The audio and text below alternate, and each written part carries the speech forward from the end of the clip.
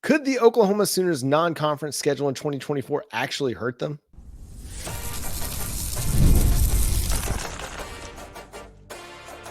You are Locked On Sooners, your daily podcast on the Oklahoma Sooners. Part of the Locked On Podcast Network, your team every day.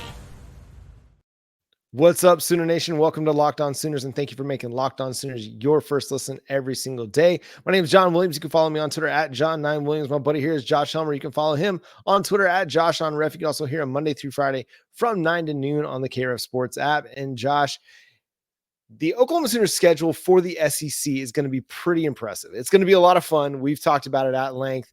There's so much to like about it. We're actually going to talk about our favorite home games in the second segment.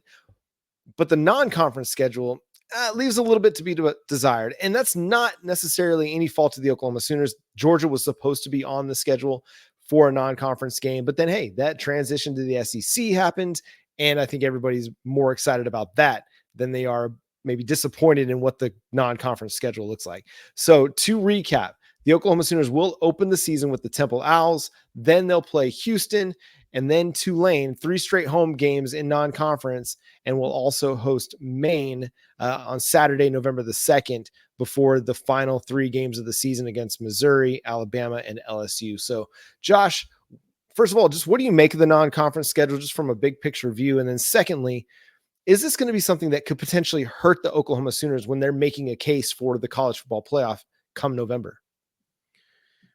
To tackle the second part first, sure, yeah, it could hurt them in that regard, but I tend to think that the SEC schedule is so incredibly strong for Oklahoma that I just don't know that you need to worry about it this year for OU. So theoretically, in a potential debate versus insert team that has, 1 less loss, 2 less losses, sure, maybe that could be the tipping point. Is, will they look at the non-conference schedule? Look who XYZ team had, but the SEC schedule is so strong for Oklahoma. If it's not the top of the tower in terms of most difficult SEC schedules, it's right there next on the list. Oklahoma's 24 schedule is. So I don't know that it's too much of a hindrance in that regard for Oklahoma. I actually tend to think, just in general, it's a helper for OU from the standpoint that you get to break in Jackson Arnold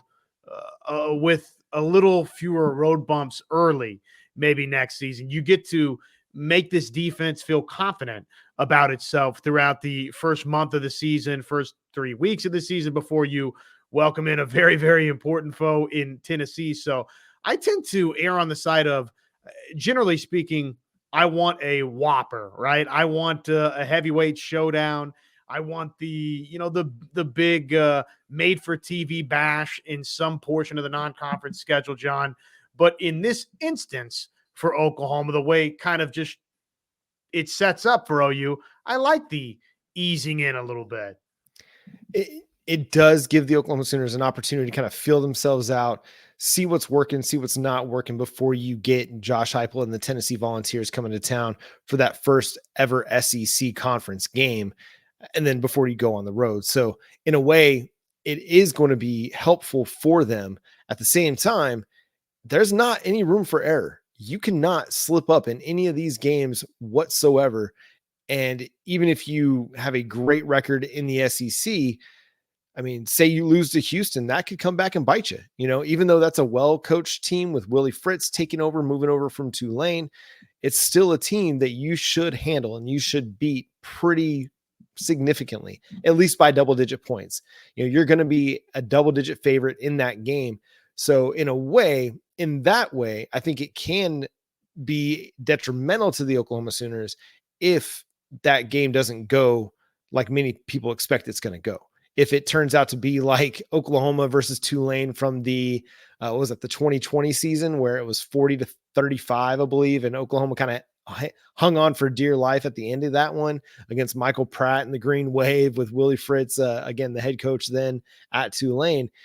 I mean, that could be one of those things where people knock the Sooners a little bit because it wasn't a quote unquote quality win, even though it is against a Power 4 opponent. Now that Houston's in the Big 12, I think they're maybe not viewed in the same light that some other Power Four opponents would be viewed. Like, again, Texas playing Michigan. That's a big time matchup on a big time stage that will have big time playoff implications, at least in the seeding aspect. But I think in the way that you're discussing, it's going to help Oklahoma more than it's going to hurt, because it does allow them to kind of get off to a great start, really get a good bit of speed built up as they get into the meatiest part of their schedule, or the meatier part of their schedule, when Tennessee comes to town. Agreed. I think that's the most important part of it for Oklahoma. Everybody would love to have that blockbuster matchup, that kick off the season, Chick-fil-A kickoff matchup, whatever you want to throw out there to describe it, right? That type of game that we've seen in college football. But the reality is, you pointed it out off the top, Oklahoma had that game on the schedule, and the move to the SEC took it away. So it is what it is. And I think you make the positives of it. Big picture, you asked that off the top too. Oklahoma needs to win every game of its non-conference schedule. There's not a quote unquote swing game here in its non-conference portion. Temple, Houston, Tulane, and Maine, you need to win all four of those, and you should have a head of steam going into the Tennessee game. So I think that's a must when you talk about the non-conference for Oklahoma. But also, yeah, you'd like to be feeling good and confident about yourselves. Jackson Arnold's hit Deion Burks, I don't know, 3 times for touchdowns by the time you get to the Tennessee game, and Nick Anderson's got a pair, and the running back room looks like Gavin Sawchuk just picked back up right where he left off. And oh, by the way, Javante Barnes and Tatum and others have impressed there. The offensive line is ahead of schedule relative to some of the concerns through the offseason. So all of these things could and should be true coming out of the non-conference schedule, just based on the perceived lack of strength of it.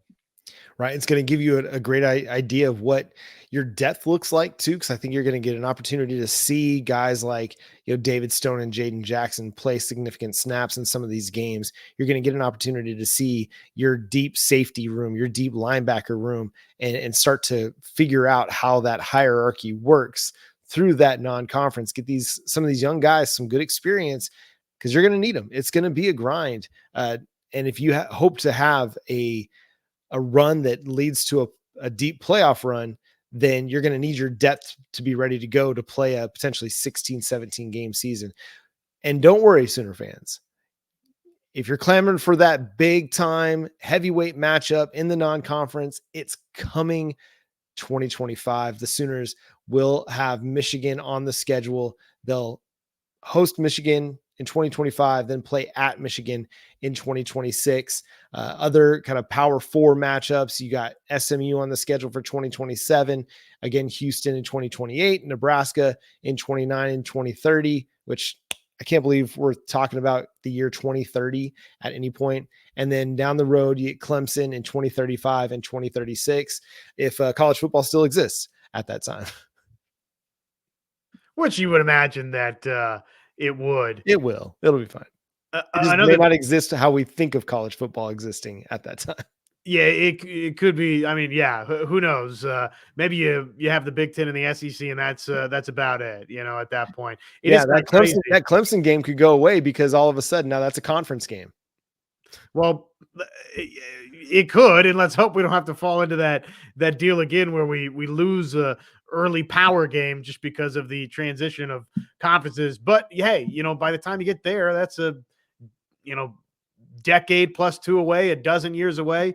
We might be talking about schedules that don't even include the likes of Temple and Maine. I mean, there's no telling by the time we get there. One beautiful thing, you go to fbschedules.com, where I'm sure you probably pulled a quickly look at the future conference, non-conference scheduling for OU, and you got to scroll over to that SEC tab to find Oklahoma. I mean, it is really, really real everywhere you look in college football now for OU.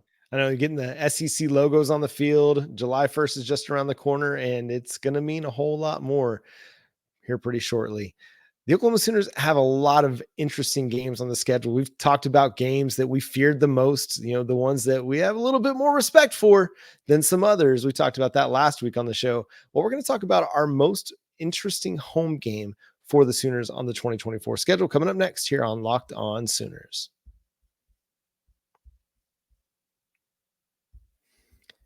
When you're hiring for your small business, you want to find quality professionals that are right for the role. That's why you have to check out LinkedIn Jobs. LinkedIn Jobs has the tools to help find the right professionals for your team faster and for free.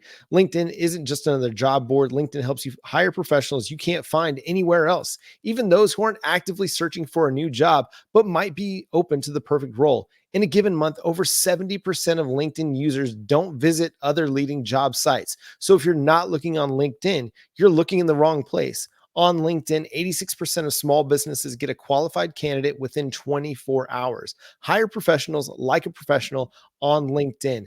2.5 million small businesses use LinkedIn for hiring. So go over there, post your job for free at linkedin.com/lockedoncollege. That's linkedin.com/lockedoncollege to post your job for free. Terms and conditions apply.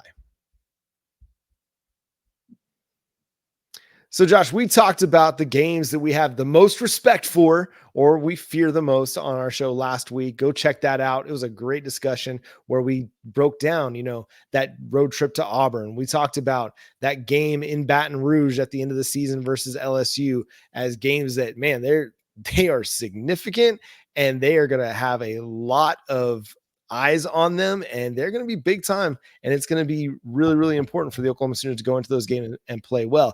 Now, looking at the home schedule for the Sooners, what is the game that you're most excited for, you feel like is the most interesting and is going to carry the most weight maybe for the Sooners in 2024?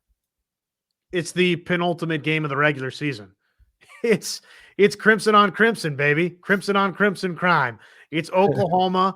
It's Alabama. It's obviously Oklahoma, Alabama. This is the big ticket game. If we're talking blockbusters in the non-conference, well, good thing we don't have to worry too much about some of that anymore, is because you're going to get one of these every year in the SEC, and it's Alabama in 2024 for Oklahoma.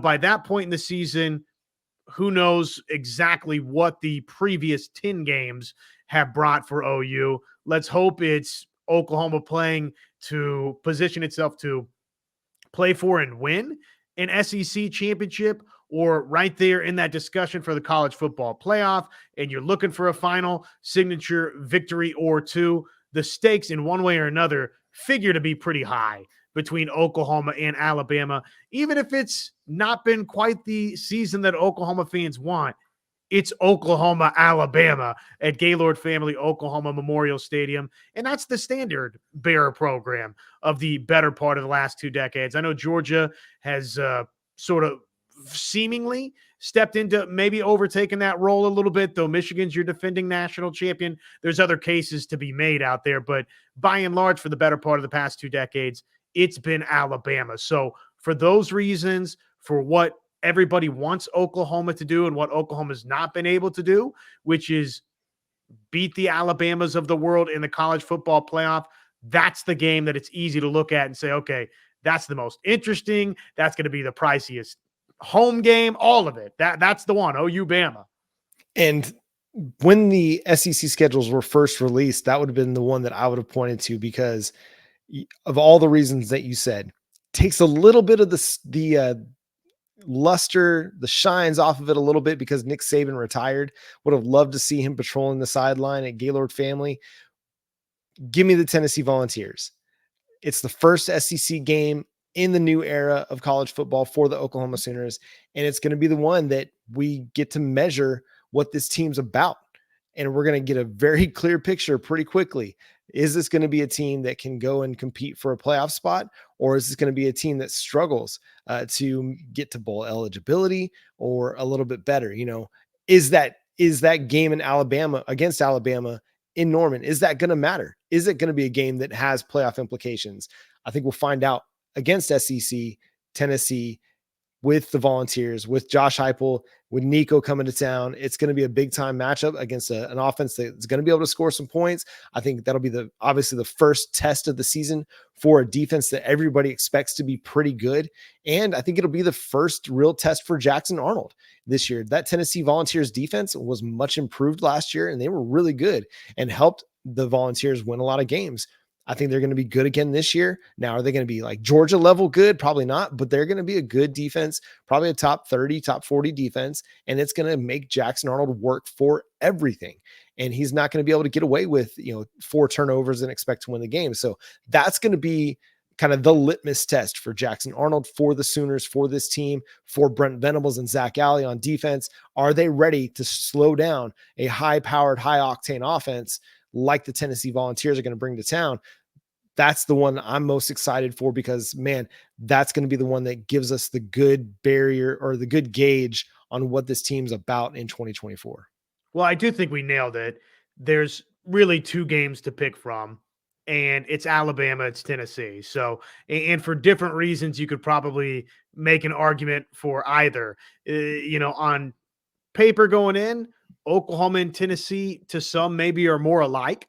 Going into this season, there's some that still think Alabama's a cut above the Oklahomas, Tennessees, and a couple of other teams in the SEC. That Alabama's still in that class with Georgia, and it's sort of those two, and then everybody else, or maybe Texas is along with those other 2, Alabama and Georgia, at the top. So we'll see. That remains to be determined where everybody shakes out, and if Oklahoma is a part of that upper tier. But it's definitely, if you just look at the schedule, there's two games that stand out the most in terms of home games for OU, and it's Tennessee and it's Alabama. And how Jackson Arnold fares against Tennessee early, yes, will go a long way in sort of giving us that early picture of who and what Oklahoma is and what that ceiling might look like. Nico Iamaleava, super talented quarterback. It's not even just Jackson Arnold, right? It's, what is Oklahoma defensively? What are they going to look like? Is Nico just going to come in here and be the 5-star that impresses, and Jackson Arnold does a little bit, but not quite, and the defense isn't where Oklahoma fans want it to be? So, yes, a lot of questions will be answered that day versus Tennessee. Totally agree. Well, the hype is going to be great for both. And that's the best part of all this, is the buildup is going to be like, Tyson Holyfield. It's going to be like, Roman Reigns and Cody Rhodes for all my WWE fans out there. It's going to be hype. And, the weeks leading up on the SEC network, on this show, across the Locked On podcast network, it's going to be so much fun to break down these matchups and these games. And that's the exciting part about the SEC, is the home games that we have this year. Okay, Tennessee, Alabama, South Carolina. And then next year, though, that slate next year is going to look really, really strong when you have Auburn coming to town. You have Ole Miss coming to town. You're going to get the Missouri Tigers in town, a sneaky little rivalry that's being developed there. And then the LSU Tigers coming to town in 2025. So it's, it may not have the depth because, you're the home team, quote unquote, against Texas this year. But the following year, the road teams that are coming to Norman are going to make for some really intriguing football on Saturdays in the fall. And that Michigan game, I know the Michigan game. My gosh. Well, and I know that that's not an SEC game, so that's still. Why. But the home slate next year is going to be crazy. Yeah, you mix that Michigan game in to go along with those SEC foes. It is going to be a big time year at Gaylord Family Oklahoma Memorial Stadium in 25. But you know what? It's already going to be a great year in 24. So now it's exciting, and I know still a little over the century mark, days out, but we're sneaking on up in a hurry. Yeah, it's going to get here really, really quickly. We're going to be in August before we know it, and have a little bit clearer picture of what the depth chart's going to look like by that time, hopefully, when we get to that first game against the Temple Owls. So, man, I cannot wait. I was thinking about it earlier today when I was at work, and I was like, I cannot wait for August to get here, and we can really begin the ramp up towards the college football season. It's going to be so much fun. You know who's ramping up, who's gearing up, who's flipped the switch, who's ready to make a run? That's Oklahoma softball. Was fantastic this past weekend. We're going to discuss that, the Florida State matchup. And Kinzie Hansen had a nice little endorsement for Player of the Year. We're going to talk about that coming up next here on Locked On Sooners.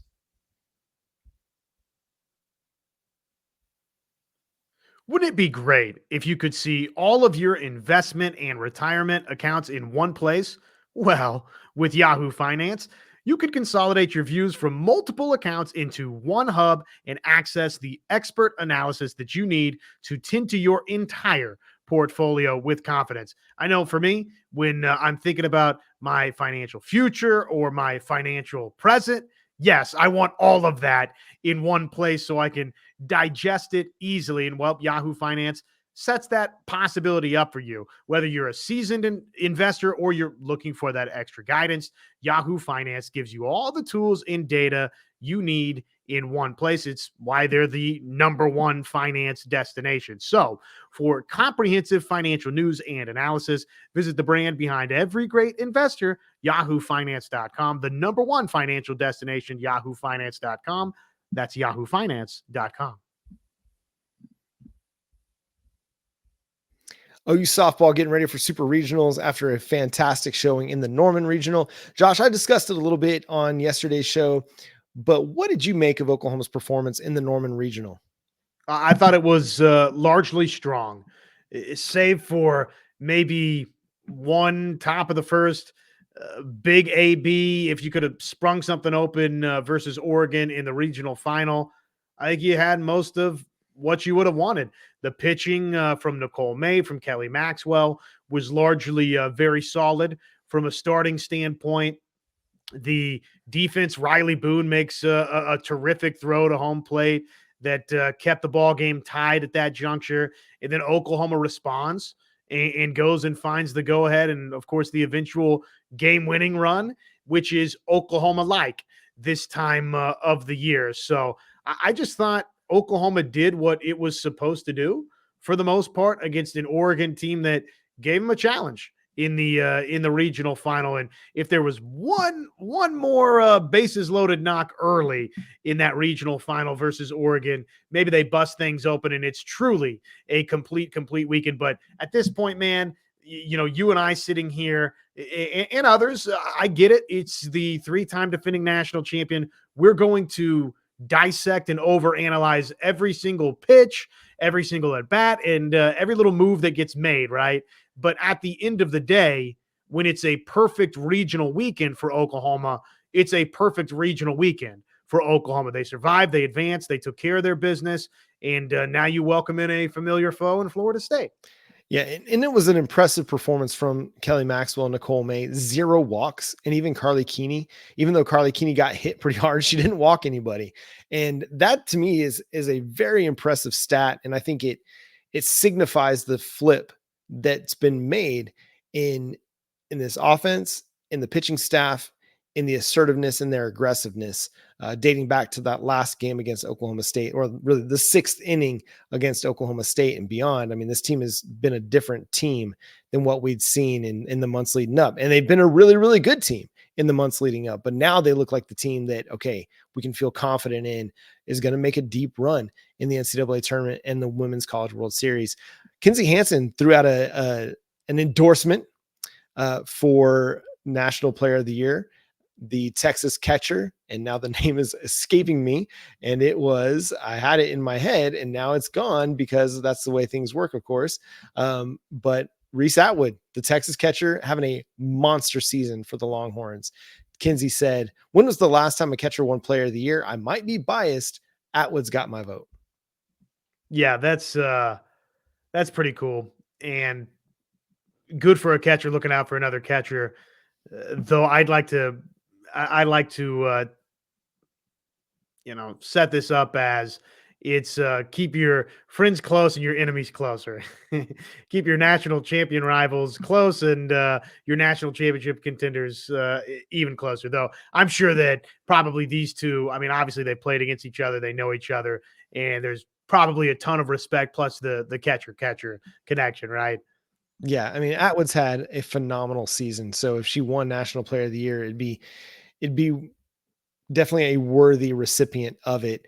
To me, I'm just a little bummed that we never got a chance to see Tiare Jennings get that crown or Jada Coleman get that crown potentially. And it's not because they haven't been great. I mean, they've been arguably 2 of the greatest of all time. Jada Coleman in particular being maybe the greatest center fielder in softball of all time. Tiara Jennings, she keeps climbing that RBI list, that home run list, where she's now top 5 in both categories all time, just quietly putting together another great season in 2024. So just fascinating and phenomenal work by those two in particular. But Kinzie Hansen, again, may not have the offensive numbers that a Reese Atwood has, but is arguably, and probably not even arguably, but maybe the best defensive catcher that softball has ever seen.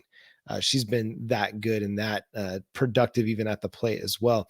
Flipping to the other diamond sport, Josh, the Oklahoma Sooners finished the Big 12 regular season. A lot of accolades and awards were handed out to the Oklahoma Sooners, deservedly so. But Skip Johnson, just talk about the work that he's done this year for the Sooners. They were picked to finish 5th in the preseason poll and then won the Big 12, kind of going away a little bit by 2.5 games, clinched it before the final weekend was even up. Yeah, they were outright champions before they ever left to go to Cincinnati. And so, yeah, obviously a lot of things went right if that was the case, but which it was. Skip Johnson, I thought, did a marvelous job. The pitching was not just lock it up, throw away the key, perfect night in, night out. Though Braden Davis at times was pretty dominant for Oklahoma. Kyson Witherspoon at times was really, really good from a starting standpoint for Oklahoma. That third starter, they still, Oklahoma, I think, is trying to figure out who is that next arm that they can really, really rely on. Is it Brendan Gurton? Is it Grant Stevens? Is it another name? That's kind of been a revolving door of sorts for Oklahoma. But the one thing that has not ever been a problem for OU is this lineup can really hit, man. When you think up and down the lineup, John went and won this conference kind of going away with Spikerman missing a significant portion of the Big 12 schedule of this 2024 season for OU. So, but Spikerman, Madron, Carmichael, Snyder, McKenzie, it's like it's on and on and on, where they've got these folks just hitting and hitting and hitting. So the lineup was spectacular. I thought Skip Johnson pulled the right strings just to, even if the pitching wasn't totally there, to just get this team to buy in, to truly take it one pitch, one at bat at a time. And obviously they've reaped the rewards with a ton of Big 12 awards. Skip Johnson's the Big 12 Coach of the Year, and deservedly so. Yeah, Jackson Willits wins Freshman of the Year. And again, a lot of guys that earned big time accolades. And I think what's exciting is that this team is now 2 out of the last 3 years or at least 2 years ago, they were a College World Series, championship final appearance, and it had a really, really good showing. Last year made the tournament. This year looks like a team that could again get back to Omaha. And again, it's a program that's hitting its stride as it goes into the SEC. Again, a conference that's got a really, really strong baseball presence, but they're trending in a really, really positive trajectory. And that's only going to help them on the recruiting trail as they get ready to go into the SEC. Well, and you're looking at these awards, honorable mention guys for OU: Carter Campbell, Anthony McKenzie. Scott Mudler was a big time addition for them, along with the Witherspoon twins out of Northwest Florida State College. And that was not as, coming in maybe as ballyhoo, just based off getting to see those guys' arms. You're thinking, okay, well, mid 90s, these guys can run it up. They're going to help Oklahoma. Mudler wound up being the best defensive catcher, arguably in the Big 12, or right up there for it. His bat at times was, a walk-off winner here or there. Jackson Nicholas was an honorable guy. Spikerman would have been on one of these teams, but of course the injury, sidelined him for just a little bit too long. So special year. You see that now they're number 8, according to, I think it was D1 Baseball that had their latest poll, and Oklahoma's climbed into the top 8. So they're in that discussion. If they can go win the Big 12 tournament championship, then probably they will be a national seed, or they'd be like the first team on the outside looking in with a legitimate gripe to not have been a national seed. So it's been a spectacular year for Diamond Sports at OU. Yeah, Big 12 tournament for baseball gets going this week on Tuesday. The Oklahoma Sooners' first matchup will be on Wednesday. We'll find out on Tuesday who they will play after that first round of games. But that's going to do it for today's episode of Locked On Sooners. Thanks so much for tuning in and being a part of the show. Subscribe to the show wherever you get your podcasts and on YouTube. Hit that notification bell to let you know when new episodes drop. Follow Josh on Twitter at JoshOnRef. Check him out Monday through Friday from 9 to noon on the KREF Sports app. Follow me on Twitter at John9Williams. The show is at Locked On Sooners. But until next time, he's Josh. I'm John. Boomer Sooner.